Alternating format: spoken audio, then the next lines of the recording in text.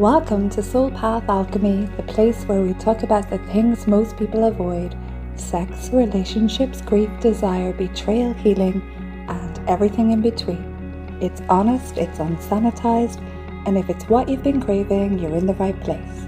I'm Annie O'Brien, psychotherapist, clinical hypnotherapist, and if you need more info, it's all in the bio. Let's begin.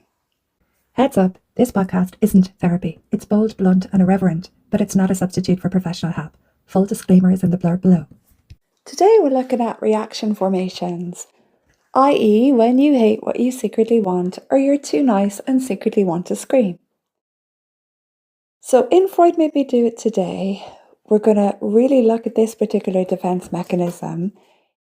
Reaction formation is the gloriously twisted mental jiu-jitsu where you feel one thing, panic, and then become its opposite. You know, when you really hate somebody, but bake the muffins to disguise it, or when you're wildly attracted to somebody, so you act like a nun on ketamine. That's not maturity, it's neurosis in really good clothes. But here's why it matters. If you catch yourself mid-muffin, you're already ahead. So you can stop pretending you don't care, stop performing politeness while simmering inside, and start living with actual integrity. Because once you name the pattern, you free yourself from it, and once you're free, you get your real self back, feelings and all. So have you ever come across someone who apparently can't stand you while stalking your Instagram like it's a religious ritual? Welcome to reaction formation, the defense mechanism where your unconscious desire puts on a really bad disguise and starts shouting insults. This particular gem comes from Anna Freud, who formally coined it in her 1936 book, The Ego and the Mechanisms of Defense. I would suggest you check it out. It's a really good read. So it usually emerges around late latency to early adolescence when the superego is getting cocky and starting to moralize, and we don't yet know what to do with strong and unacceptable feelings like lust, envy, or forbidden love. So we bury the real feeling and express the exact opposite. So reaction formation is when your psyche screams no to something your unconscious is whispering yes to. Think of it kind of like the mind's PR team in crisis mode. We cannot let the world know she actually likes him. Let's make her call him a pervert and block him instead. Take this example.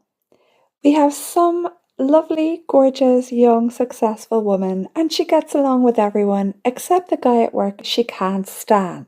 He makes her irrationally angry. She complains about his jokes, his shoes, his emails, and yet she knows his star sign, his gym schedule, and once wore red lipstick by accident to the office celebration for his birthday.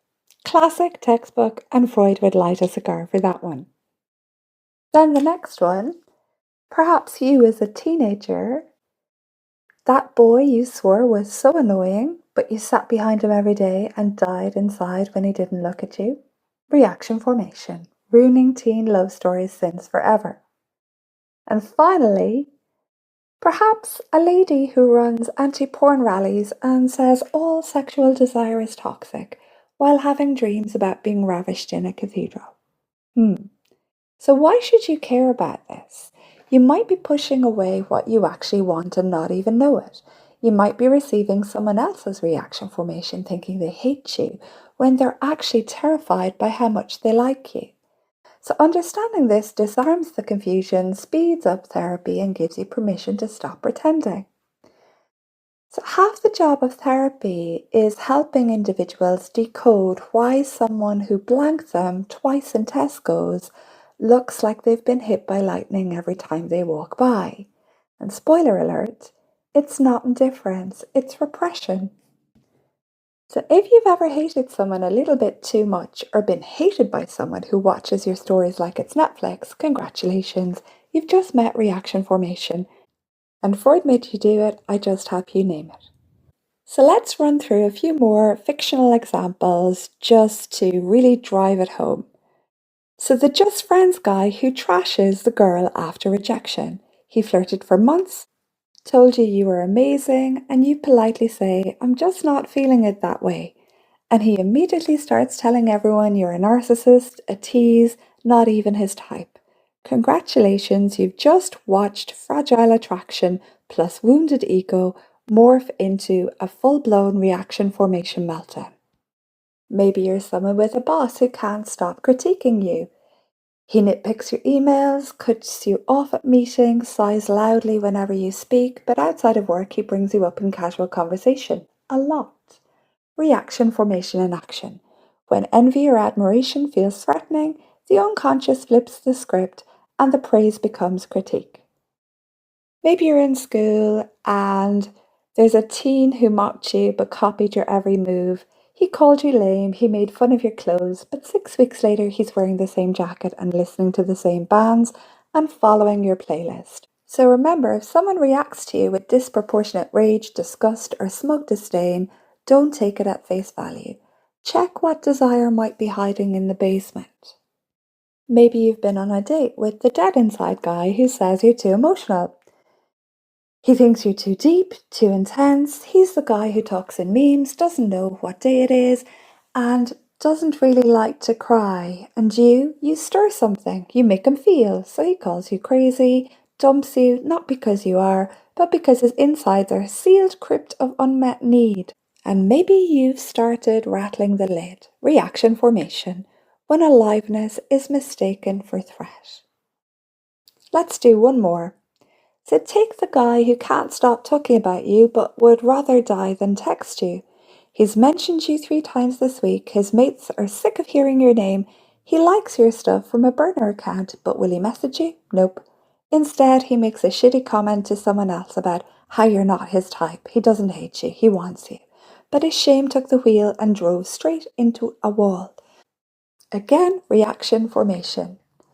So, if someone acts like you're disgusting, annoying, or too much while displaying the emotional regulation of a bottle of shaken Fanta, you're probably looking at reaction formation in full meltdown mode.